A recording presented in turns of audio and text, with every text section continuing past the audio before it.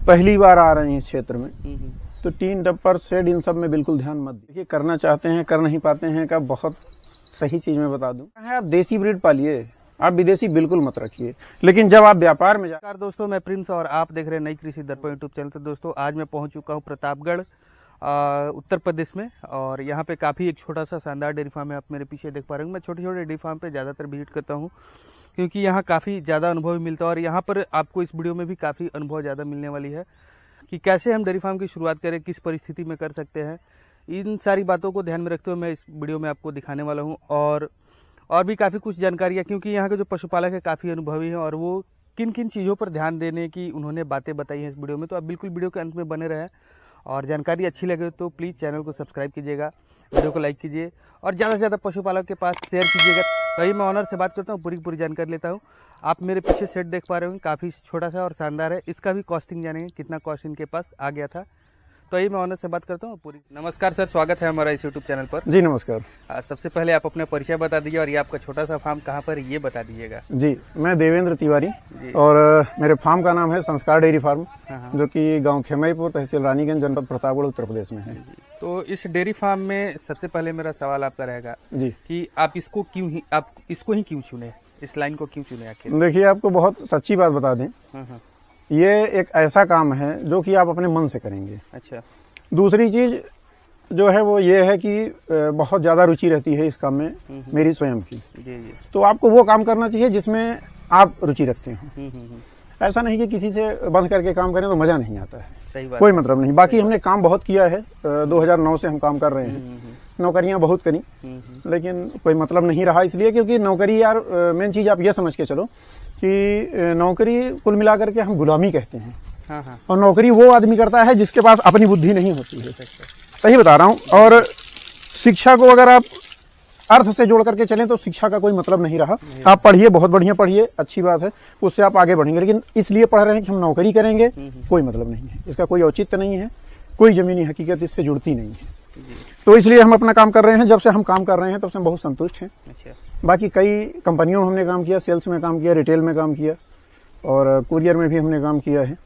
तो कंपनियां बहुत सारी रही, टेलीकॉम सेक्टर में भी काम किया, बैंकिंग में भी काम किया।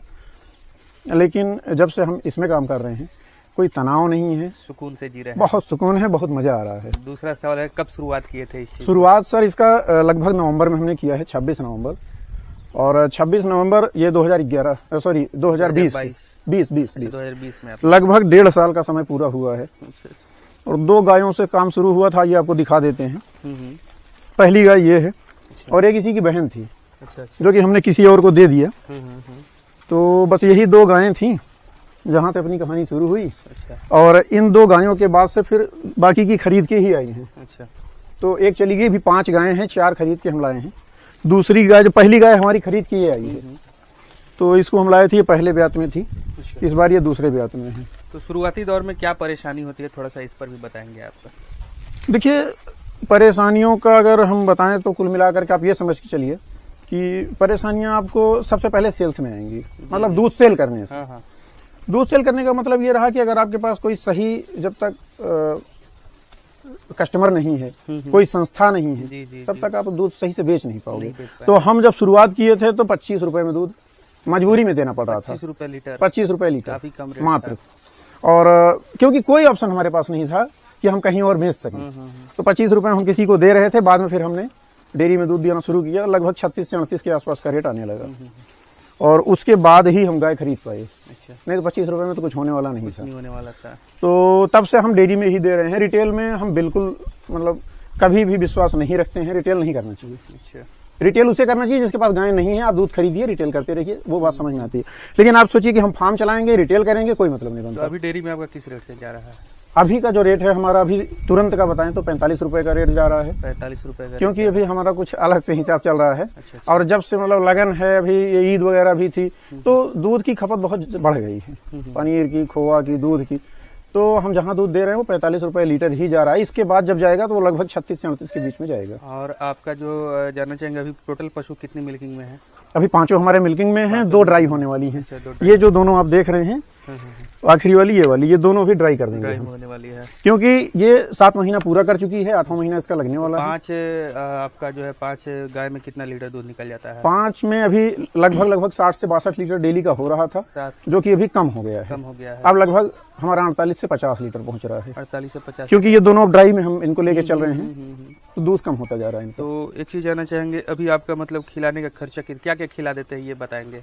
देखिए, खिलाने में भी आपको हम बता दें, अपना अगर स्वयं का दाना बना के खिलाइए तो ज्यादा अच्छा है, लेकिन अपना दाना बनाने में आपको बहुत सारी समस्याओं का सामना करना पड़ेगा। जी जी बिल्कुल। सब कुछ आप उपलब्ध नहीं कर पाएंगे।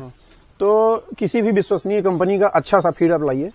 800, 900, 1000 रुपए की बोरी में आप पशुपालन नहीं कर सकते हैं। अगर आपको पशुपालन करना है तो अच्छा फीड लाइए। 1300 रुपए बोरी आ रहा है, और उसके अलावा हम बोबिनो लाते हैं जो कि 1450 रुपए बोरी है। तो यही बाइप्रो और बोबिनो यही हम खिला रहे हैं इनको।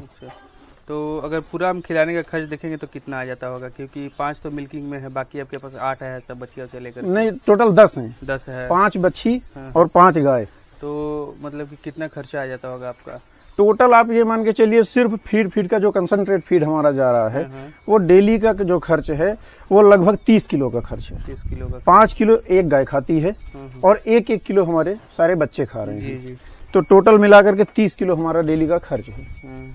30 किलो का खर्च है, तो अगर जोड़ेंगे तो कितना खर्चा आ जाएगा वो? ये हो जाएगा लगभग 850 रुपए। 850। और दूध कितने का बेच देते हैं? दूध अभी हमारा जो जा रहा है वो लगभग 2000 मोटा मोटी मान के चलिए। 2000 का 850, यानी कि 1200 का आपका रोज का प्रॉफिट है। हाँ, इस समय तो है। ये प्रॉफिट मतलब पूरे साल रहता है या नहीं? पूरे साल बिल्कुल नहीं रहेगा, ये प्रॉफिट ऊपर नीचे होता रहता ऊपर है। नीचे होते रहता है। लेकिन ये है कि फार्म कभी घाटे में नहीं चलता, कभी नहीं चला है? कभी नहीं।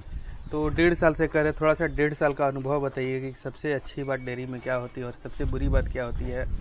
देखिए, मेन चीज आपको हम बता दें, सबसे खराब ये होता है अगर आपके पास सही ब्रीड नहीं है तो आप डेयरी में सर्वाइव नहीं कर पाएंगे जी। कुछ दिन बाद आप डेयरी बंद कर देंगे। दूसरा चीज है, आप जब भी डेयरी शुरू करें बिना ट्रेनिंग के डेयरी ना शुरू करें। जब तक ट्रेनिंग लिया है? हाँ, हमने NDDB से लिया है, करनाल से। अच्छा। तो हम वहाँ से ट्रेनिंग लेके ही काम कर रहे हैं। बाकी अनुभव तो लगभग 15 साल का है जी। 15 काम जरूर हम 1.5 साल से कर रहे हैं। हाँ, अनुभव 15 साल का है। तो करना हम बहुत पहले से चाह रहे थे, लेकिन यहाँ एक चीज और कहना चाहेंगे, समय बहुत बलवान होता है। जी। तो समय ने हमें जो मौका दिया है 2020 के बाद दिया। तो सबसे बड़ी परेशानी डेयरी फार्म में क्या आती है, ये चीज भी बताएंगे? सबसे बड़ी मुझे तो लगभग कुछ नहीं आई है अभी तक परेशानी, लेकिन आम किसानों के लिए जहां तक मैं देख रहा हूं कि रिपीट ब्रीडिंग एक बहुत बड़ी समस्या है। जी बिल्कुल, बहुत बड़ी समस्या है रिपीट ब्रीडिंग। दूसरी चीज है, पशुओं के रख रखाव में जब तक इनको जानकारी नहीं है, सही से फीड नहीं देने के कारण उनका दूध, एक बार तो कोई भी गाय जो बच्चा दे रही है अपने पीक तक चली जाएगी, 10 लीटर, 12 लीटर, 14 लीटर आम किसानों के यहाँ। लेकिन उसी को जब आप 3 महीने जाएंगे, 3 महीने बाद देखेंगे ना, तो लगभग वो 6 से 8 लीटर पे आ जाती है। तो ये भी एक समस्या है, जो कि किसानों की समस्या है, उनके जानकारी की समस्या है, अनुभव की कमी होने के कारण ऐसा होता है।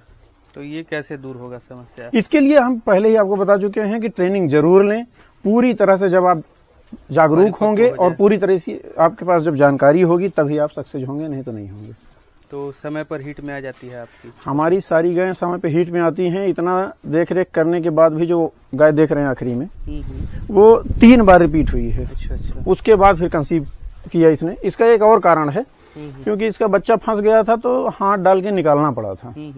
तो इस कारण से ये गाय, और ये गाय भी जितना आप देख रहे हैं, जब इसने बच्चा दिया था तो इसका वजन लगभग 7.5 कुंटल के आसपास था। अच्छा। बहुत तगड़ी गाय थी ये, लेकिन दूध भी ज्यादा था और इसी वजह से ये बहुत कमजोर हो गई। तो इसमें फास्फोरस की डिफिशिएंसी थी, जिसकी वजह से ये 3 बार रिपीट कर गई थी। अच्छा, रिपीट का एक मेन कारण मैं आपको बता दूं, मुख्य समस्या जो है, जब आपके जानवर में फास्फोरस की कमी हो जाएगी तो आपका जानवर रिपीट करेगा ही करेगा। अच्छा। तो किसान ये भी नहीं समझते हैं, उनको लगता है कि हम कुछ ज्यादा खिला रहे हैं, कम खिला रहे हैं, ये चीज गर्म कर रही है, ये चीज ठंडी कर रही है। ऐसा कुछ भी नहीं है। जब विटामिन की डिफिशिएंसी होगी तो आपका जानवर रिपीट करेगा। अच्छा, कीड़ी का दवा देते हैं समय पर? कीड़े की दवा आप ये मान के चलिए कि साल में 3 बार हम देते हैं। 3 बार दे देते हैं, हर 4-4 महीने पे देते हैं। अच्छा। और डिवार्मिंग कराने के 3 दिन के बाद लगातार 5 दिन तक 50-50 ml हम इनको लिवर टॉनिक भी देते हैं, किसी अच्छी कंपनी का। जी। तो अब थोड़ा सा मैं आपके स्ट्रक्चर पे आना चाहूँगा कि आपका जो शेड काफ़ी छोटा है, साधारण है, अच्छा है शेड। तो क्या गर्मी में कंफर्टेबल महसूस हो पाता है, क्योंकि आपने इसे त्रिपाल से बांध रखा है चारों तरफ? एक्चुअली हम यहाँ पे भी एक चीज कहना चाहेंगे, जो नए किसान हैं, हम्म, अगर आप पहली बार आ रहे हैं इस क्षेत्र में, हम्म, तो टीन टप्पर शेड इन सब में बिल्कुल ध्यान मत दीजिए। जी काफी अच्छी बात है। कोई मतलब नहीं बनता है, कुछ नहीं होगा, सिर्फ आपका नुकसान ही नुकसान होगा। अच्छा अच्छा। क्योंकि इसको आप जितना लगाएंगे ये दूध नहीं निकालेगा। जी जी। दूध आपके जानवर निकालेंगे। आप ब्रीड पे ध्यान दीजिए, गाय पे ध्यान दीजिए। और इसको हम बता दें कि शौकवश नहीं, मजबूरी में बनाया है। अच्छा अच्छा। आधी बरसात जानवर इसी में निकाल गए थे मिट्टी में, तो हम टीन टप्पर पे ध्यान नहीं देते हैं। खैर, आपकी रही बात की इसमें कोई समस्या, तो समस्या कुछ भी नहीं है। हाइट हमने इसका 12 फीट रखा है। अच्छा अच्छा।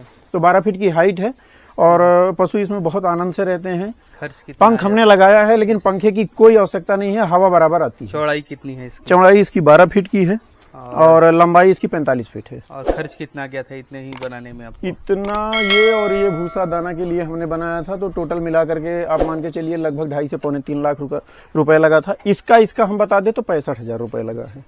और क्या टोटल कहना चाहेंगे डेयरी फार्म के बारे में, जो कि लोग करना चाहते हैं कर नहीं पाते हैं? देखिए, करना चाहते हैं कर नहीं पाते हैं का बहुत सही चीज मैं बता दूं, उनके पास जानकारी नहीं है और वो सिर्फ क्रॉस ब्रीड या देसी ब्रीड में जाना चाहते हैं। देखिए, आपको घर में पालना है, आप देसी ब्रीड पालिए, आप विदेशी बिल्कुल मत रखिए। लेकिन जब आप व्यापार में जा रहे हैं, व्यवसाय के रूप में इसको ले रहे हैं, तो जब तक आप विदेशी ब्रीड नहीं रखेंगे, प्योर ब्रीड नहीं रखेंगे, कुछ नहीं होगा। देसी ब्रीड में कोई मतलब नहीं बनता। आपके पास कौन कौन सी है अभी, किस ब्रीड की? अभी देखिए, ये हमारी HF में है, ये क्रॉस में है। अच्छा अच्छा। बहुत मामूली सा ये गिर में है। इसके कान वगैरह आप देख सकते हैं। और गिर की हम पहचान बताते, गिर का जो मेन पहचान है वो कान है। ये कान देख लीजिए, बहुत लंबे और थोड़ा सा मुड़े हुए हैं। बिल्कुल बिल्कुल। ठीक है, तो ये गिर में है। प्योर ब्रीड हमारे पास यही है, जो कि जर्मनी की है। जी जी। ये अपने यहाँ की नहीं है, ये जर्मनी की है। और ये HF 100% है। अच्छा अच्छा। वो HF है 75%। गिर की क्रॉस है ये। और ये जर्सी से पैदा हुई है, ये बायफ की बच्ची है। बायफ का बुल है कुंभ, तो साहिवाल का बुल है, उसकी ये है। तो ये अपने यहाँ की बच्ची है और इसका तो हम बता नहीं पाएंगे, लेकिन बस ये है कि ये क्रॉस ब्रीड में है। और ये 75% HF है। इसने बहुत अच्छा दूध निकाला है। ये अभी पहली बार बच्चा दिया इसने।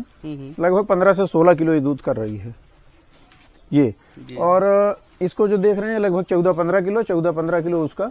जो आखिरी में है वो लगभग 20 से 22 किलो दूध उसने बराबर निकाला है।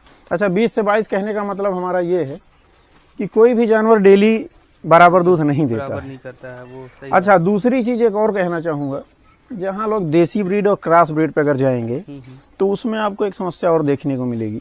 एक बार तो गाय आपकी 14-15 किलो 12 किलो दूध कर देगी, लेकिन उसके बाद जब 6-7 किलो पे आ जाएगी ना, फिर आपको आनंद नहीं आएगा। अब आप हमारी 4 नंबर गाय देखिए, जिसको हमने बताया कि वो प्योर ब्रीड में है। 18 किलो से शुरू किया था, आज भी उसमें लगभग 10 किलो दूध आ रहा है, जबकि हम ड्राई कर रहे हैं। अच्छा अच्छा। नहीं तो 14 के नीचे नहीं आई है। उसकी एक खास बात है कि 18 से शुरू करके 14 के नीचे नहीं आई, लगभग मान के चलिए 8-9 महीने तक। तो ये खासियत होती है ब्रीड में, जब आप ब्रीड में जाएंगे। अब इसकी बात कर लें, ये है बायफ का आलोक बुल, उसकी बच्ची है ये। अच्छा अच्छा। तो इसका भी मिल्क रिकॉर्ड काफी अच्छा है, 12,000 लीटर का है पर लैक्टेशन। हाँ, पर लैक्टेशन। ये बहुत अच्छा बुल था जो आलोक। तो अभी तो इसके आने बंद हो गए हैं इसी में। जी जी। और ये भी बायफ की है। तो बायफ का विवेक बुल है गिर का। ये उसी की बच्ची है जो अपने यहाँ साहिवाल गाय है, उसी की बच्ची है। तो इसका लगभग 4400 लीटर का है मिल्क रिकॉर्ड, और उसका भी 4400 का ही है। तो इन सब में अगर आप जाएंगे तो यही सब समस्याएं हैं, दूध कम आएगा और आपको मजा नहीं आएगा। अच्छा, दूसरी चीज आपको बताना चाहूंगा, बिल्कुल बिल्कुल, कि आप पशुपालन में अगर ज्यादा दूध लेना चाहते हैं तो ज्यादा दूध लेने के लिए आपको फीडिंग पे ध्यान देना पड़ेगा। अच्छा, फीड में मैं जरूर बताना चाहूंगा कैसे फीडिंग करें। जानवर को 2 तरीके से फीडिंग की जाती है। एक तो है TMR, जो कि टोटल मिक्स राशन होता है। आप जब राशन दें तो सूखा चारा, हरा चारा, कंसंट्रेट फीड जो भी आपको देना है सब एक साथ मिक्स कीजिए, एक बार में दीजिए और एक बार में खिलाइए। अगर किसी कारणवश ये संभव नहीं हो पा रहा है तो आप अलग अलग उन्हें दीजिए। अब उसका क्या तरीका है, अलग अगर आप खिला रहे हैं तो रफेज फर्स्ट का आप काम करिए। सूखा चारा पहले खिलाइए, जैसे ही पशु को नाद में लेके जा रहे हैं सूखा चारा दीजिए, उसमें पानी वगैरह बिल्कुल नहीं। सूखा चारा खिलाइए, जब वो थोड़ा सा खा लें उसके बाद आप उन्हें हरा चारा खिलाइए और उसके बाद फिर कंसंट्रेट फीड दीजिए। जी जी। ये होता है तरीका। अगर आप ऐसा करेंगे तो इससे क्या होगा, रूमिनेशन होगा। जब रूमिनेशन होगा तो सलाइवेशन होगा। सलाइवेशन कैसे होता है, एक गाय अगर आपकी अच्छी मिल्किंग वाली है तो कम से कम 40 लीटर वो लार बनाती है। और लार तब बनेगी जब आप इस तरह का फीड खिलाएंगे तब। और अगर आप पहले हरा चारा खिला देंगे, लार की मात्रा कम हो जाएगी, रूमिनेशन नहीं होगा। इससे क्या होगा कि गोबर भी पतला आएगा, आपका जानवर भी बीमार पड़ेगा, अफरा की समस्या आएगी। तो इन सब समस्याओं से बचने के लिए आप TMR और या तो रफेज फर्स्ट ऐसा करके खिलाएंगे तो अच्छा रहेगा। चलिए, काफ़ी अच्छी जानकारी आपने दी सर, इसके लिए आपको बहुत बहुत धन्यवाद। धन्यवाद आपको भी।